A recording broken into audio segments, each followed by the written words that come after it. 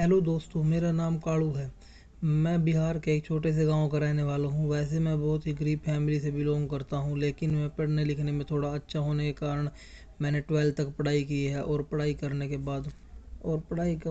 बाद जो टाइम बचता था उसमें मैं खेत का व इधर उधर मजदूरी करता था, क्योंकि मैं बहुत ही गरीब परिवार से संबंध रखता हूँ। अपने घर का घर गुजर करने के लिए कुछ ना कुछ काम मुझे करना ही होता था, क्योंकि मेरे पापा बहुत बीमार रहते थे और मम्मी भी इतना काम नहीं कर पाती थी।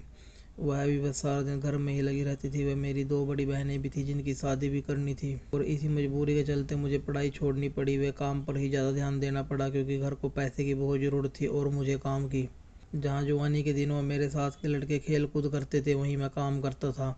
और इसी के चलते मैं अपने मामा के साथ पंजाब आ गया। मेरा मामा घर पर ये बोल के लाया कि वहाँ कुछ काम करेगा तो पैसे अच्छे बनेंगे, और यह तो पढ़ा लिखा भी है, इसको तो अच्छे पैसे मिलेंगे फैक्ट्री में। और यह कहकर वह मुझे पंजाब पंजाब के मोहाली में लेकर आ गया, जहाँ मैं एक बहुत बड़ी कंपनी में वर्कर लग गया। लेकिन मुझे तो पैसे की बहुत लालसा थी, इसके कारण मैं काम जल्दी सीख गया। और काम सीखने के बाद मैंने काम को करना शुरू कर दिया, और कंपनी में सभी मुझसे बहुत खुश थे, सुपरवाइज़र वगैरह वगैरह सब। तभी एक सुपरवाइज़र ने मुझे कहा कि मेरी एक कंपनी और है, अगर मैं तुम्हें उस कंपनी का ठेकेदार बना दूं। मैं बोला, सर मैं समझा नहीं। तभी तभी सर ने कहा कि तुम अपने गांव से बंदे लेकर आओ और यहाँ दिहाड़ी पर उनको लगा दो। अब तुम्हें काम करने की जरूरत नहीं पड़ेगी, बस तुम्हारा ऐसे ही कमीशन निकल जाया करेगा।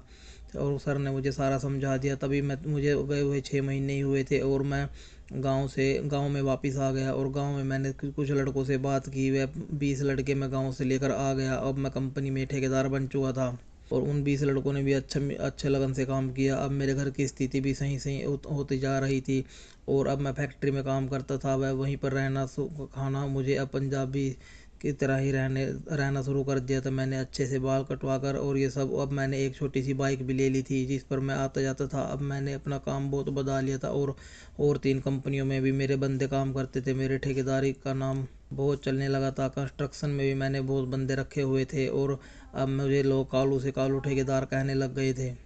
वहीं कभी कभार मैं हिसाब किताब करने के लिए एक कंपनी में जाया करता था।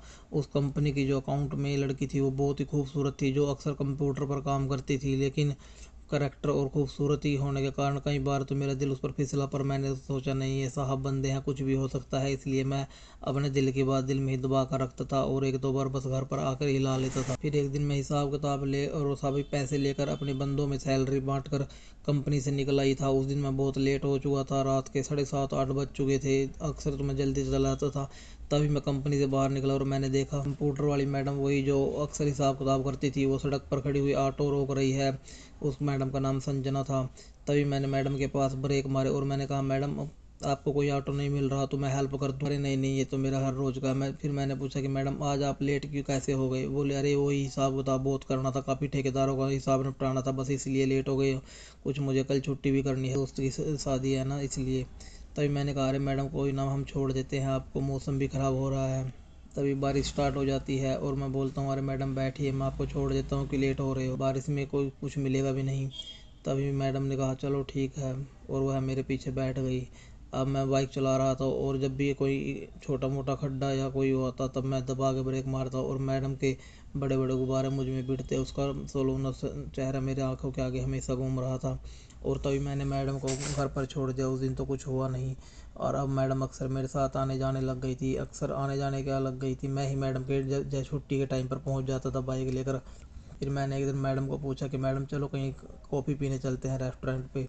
तो मैडम ने आसानी से हाँ कर दी। मुझे लगा तो शायद नहीं करेगी, और तभी हम कॉफ़ी पीने चले गए। अब मेरी मैडम से दोस्ती हो चुकी थी, और हम अक्सर मिलने लगे थे। एक दिन तो मैं मैडम को लेकर ओयो में चला गया। बस उस दिन मैडम ने जैसे ही अपने कपड़े निकाले, और मैं मैडम का तन बदन देख कर मेरे तो शरीर में करंट सा दौड़ गया। इतनी खूबसूरत मखमली इसकी जगहें देख मैं तो पागल हो चुका था। मैं भगवान को बोल रहा था कि इतने अच्छे कर्म मैंने किए तो है नहीं, फिर ये नूर हीरा मेरे सामने कैसे आ गया। अब कभी मैडम मेरे ऊपर थी तो कभी मैं मैडम के नीचे, कभी होठों में होठ तो कभी कुछ। अब वो सब हो चुका था जिसको मैंने सोचा भी नहीं था। मैडम के गोल गुंबद देख मेरा तो दिमाग बार बार चकरा रहा था। तभी मैंने अपना हथियार मैडम को दिखाया। मैडम ने जैसे ही मेरा हथियार देखा, बोली, इतना खतरनाक तो मैंने कभी देखा नहीं, ये तो सिर्फ फिल्मों में ही होता है। मैंने कहा, मैडम अभी तो शुरुआत है, देखते जाओ क्या क्या दिखने को मिलेगा। बस आज उतना मज़ा आया कि पूछो मत, ज़िंदगी में शायद इतना मज़ा कभी लिया भी नहीं होगा। अब हम अक्सर छुप छुप कर मिलते हैं, शायद मैडम को मेरी लत लग चुकी है। अब मैडम की शादी भी हो चुकी है, लेकिन फिर भी मुझसे ही मिलती है। वह बोलती रहती है कि आपके हथियार के सामने मेरे पति का मिसाइल तो कुछ भी नहीं है। इस गेम में इतना मज़ा आता है ना जिसका कोई अंत नहीं। मैं मामा का बार बार शुक्र अदा करता हूँ कि आप मुझे बिहार से पंजाब लेकर आए।